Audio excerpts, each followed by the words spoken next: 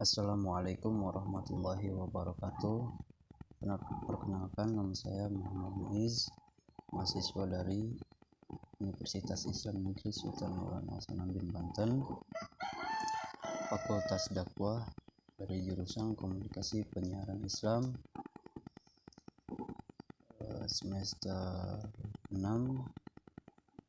kelas A, yaitu dengan dosen pengampu Ibu Desti Purwatiningsih, MSI.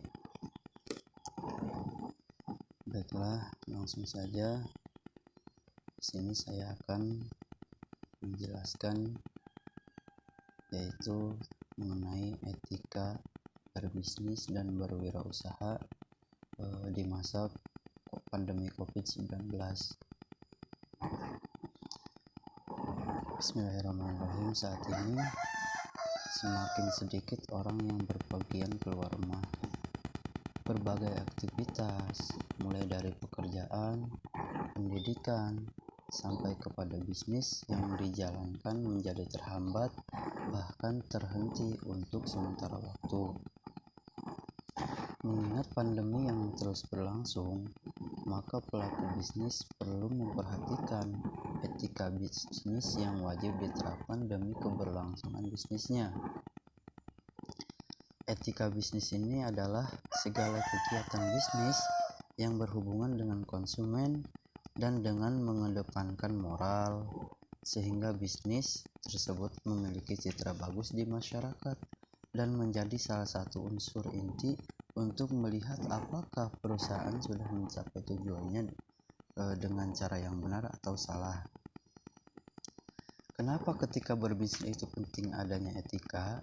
Karena etika merupakan skill yang paling mendasar dalam menjalankan bisnis. Karena profesi apapun memerlukan etika, begitu juga dengan berbisnis. Karena akan membawa diri seorang akan menghargai dan merasa nyaman berbisnis dengan kita, dan sangat dibutuhkan dalam dunia bisnis.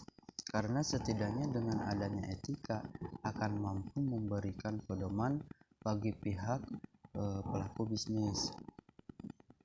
Dengan diterapkannya etika bisnis akan memberikan gambaran bahwa berbisnis yang sukses tidak hanya memperoleh keuntungan, melainkan bisnis yang bergerak secara sehat dan etis, serta tanggung jawab dan pastinya memelihara hubungan yang baik antara pelaku bisnis yang terlibat kerjasama.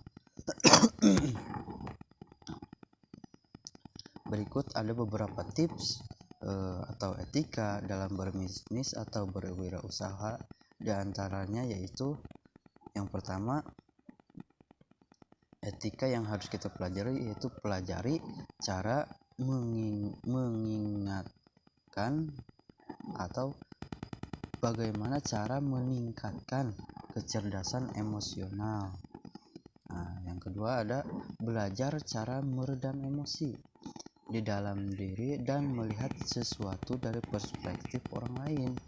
Meredam emosi itu sangat penting di dalam kehidupan bisnis. Semakin kita bisa meredam emosi dan meningkatkan kecerdasan emosi kita, bukan hanya bisnis yang sukses, tetapi kita juga semakin bisa mengenal karakter setiap pribadi orang. Selanjutnya, etika yang harus dipelajari yaitu berpakaian dan bersosial media sesuai peran. Lanjut, etika selanjutnya yang harus kita pelajari yaitu tunjukkan kesan pertama yang baik ketika bertemu dengan rekan bisnis. Dengan muka yang kusut dan pakaian tidak rapi, hal ini akan mencerminkan siapa diri kita.